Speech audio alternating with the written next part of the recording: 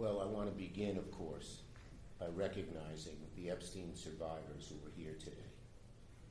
Virginia Giuffre's family, who traveled here because they believe, as I do, that what happened to Virginia and to all the victims here today and throughout the world must finally lead to change. And all you have to do is look at the faces of these beautiful women and just have total empathy for what they've gone through, admiration for their courage, and anger about what happened to them. So, thank you. Today, we're here to do something simple and long overdue. Today, I'm introducing Virginia's law, legislation to end statute of limitation barriers that have kept survivors of sexual violence from justice far too long, and to create new legal avenues to pursue justice. Because justice should not expire. Justice should not expire.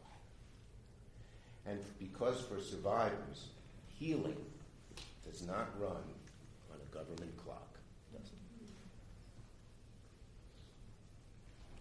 I'm also so proud to be joined by Congresswoman Teresa Ledger Hernandez, not just chairwoman of the Democratic Women's Caucus, but she's always been a fierce advocate for survivors and a partner in this fight.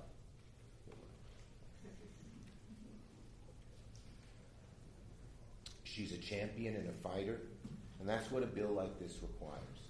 A fighter who will relentlessly push for the cause of justice.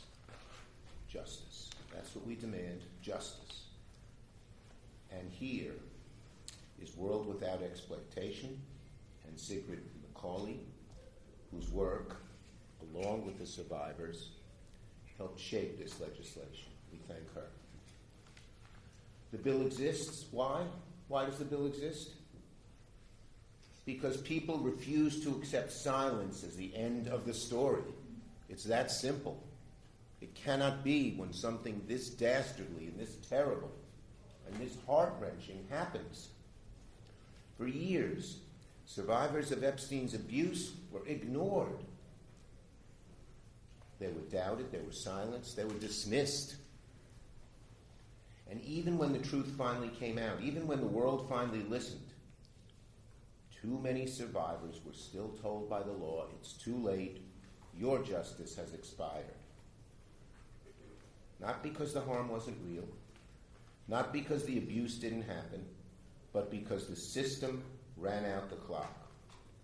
When they were told, it's too late, your justice has expired, we aimed to change that. And that's what we're trying to do today. When you say the system ran out the clock, tough rocks, too bad, too late, that's not justice. That's a system that protects abusers by waiting survivors out. Our law, Virginia's law, changes that. It allows survivors to seek accountability when they're ready, when they're strong enough, supported enough, able to face the weight of civil litigation. Sometimes it takes years to recuperate from the horror that occurred. Why should the government say, well, we're setting an arbitrary time when you are able to pursue your case? Our law makes clear that abusers and those that enable them cannot escape responsibility by running out the clock. It makes clear that the law will empower survivors to pursue justice, and it recognizes something survivors have always known. Time does not erase harm. Time does not erase harm.